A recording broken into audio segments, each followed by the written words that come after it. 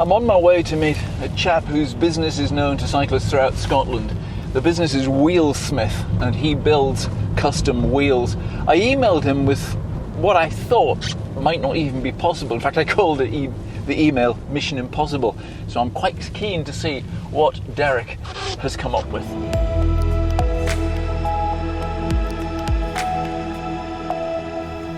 This is the Wheelsmith, Derek McLay. And as we chatted in his workshop about how he started, he told me his granny built wheels. Your granny built?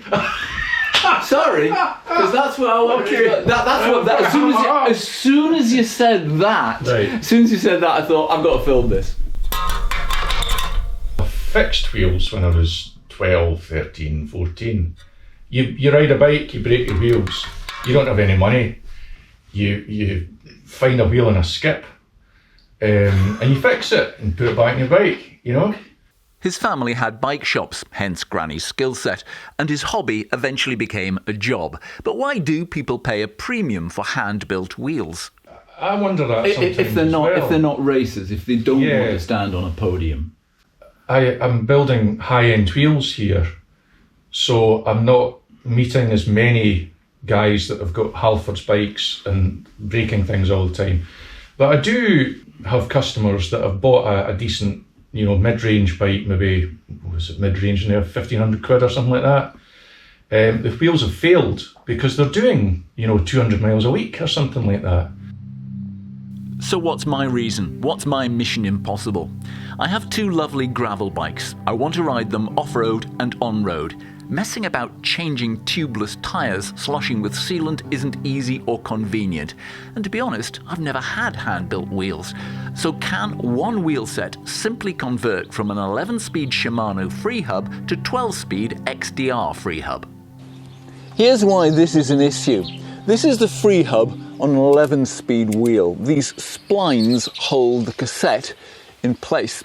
The cogs of the cassette only fit one way around and they slide into place with spaces in between. An end cap then screws on and holds it all together. My 12-speed is quite different because it uses an XDR free hub. I don't have one to show you, just a picture. When I first took off the cassette and saw no splines and no screw-in end cap holding it in place, I couldn't understand it. The thread is right at the bottom and the cassette is a solid unit that screws down onto that thread, and it is ridiculously easy to cross-thread. I destroyed an expensive zip-free hub body the first time I tried it. So the question I asked Derek was, could cassettes stay attached to their respective free hubs, and then the free hubs swapped so one rear wheel could be both 11-speed or 12-speed? Derek's solution is to use a type of free hub made by DT Swiss that allows the cassette to stay attached to the hub, which is then just popped off the wheel and swapped. This is why you can't do that with the sort of free hubs I've used until now. I'm going to try and pop this off. I'll put this down the table so nothing falls off.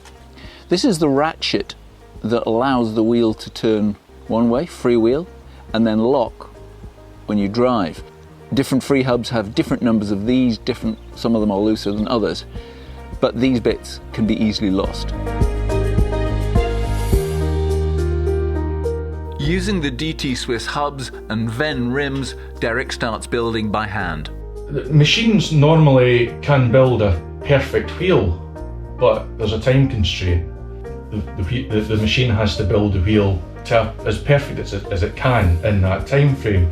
And it might only be, 2 minutes or something like that.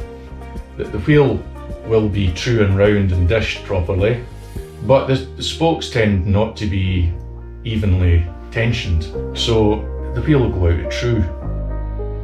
So this is what I've ended up with. I've got an 11-speed cassette on here, set up for a through axle. I've taken the end cap off that end. I just need to pop off this cassette. There's a little red washer in here. And I could actually wash this separately as long as water doesn't get in here. Put the red washer in place, the 12-speed cassette just slides on, and that's it. That was it, popped into place. And that's ready to go. Custom carbon wheels are not cheap. I'm lucky I can spend this on my hobby. It's about the price of a set of Zip 303S's. The rotors have to go on and the tyres, so I don't yet know how these ride, but that'll be another video when I know them better. Subscribe and you won't miss it. Until next time, goodbye.